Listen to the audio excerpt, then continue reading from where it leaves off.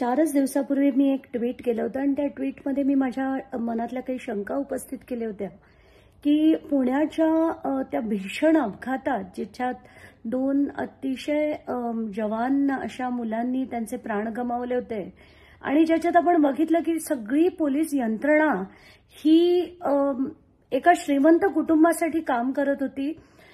त्याच्या मागे कोण होतं असं माझ्या मनात शंका होती, पण ती शंका होती म्हणून मी ते ट्विट डिलीट केलं होतं. पण आज माझी ती शंका खरी ठरतेय की काय, कारण आत्ताच मी काही जर्नलिस्टचे ट्विट्स बघितले, त्याच्यावरचे पूर्ण ती जी स्टोरी आहे ती की अजित पवारांनी पुण्याच्या सीपींना फोन केलाय असं ते ट्विट आहे. आणि हीच शंका माझ्याही मनात होती, कारण पहिले 4 दिवस अजित पवारांकडनं एक सिंगल ओळ आणि प्रत्येक गोष्टीत बोलणारे अजित पवार, फार स्वतःला अगदी मी सकाळी उठून काम करणारे म्हणणारे अजित पवार पुण्याचे पालकमंत्री असताना एकही शब्दाने काही बोलले नाहीत आणि प्रत्येक वेळेस फक्त त्या टिंगरेंचंच नाव पुढे येत होतं. याच्यावर टिंगरेसाठी काही मला नाही वाटत पुण्याचे सीपी असं काही करू शकतील.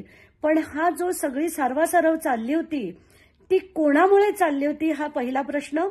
माझा सरळ विचारणा आहे सीपी पोलीस पुण्याच्या की त्यांनी तात्काळ याच्यावर क्लॅरिफिकेशन द्यावं.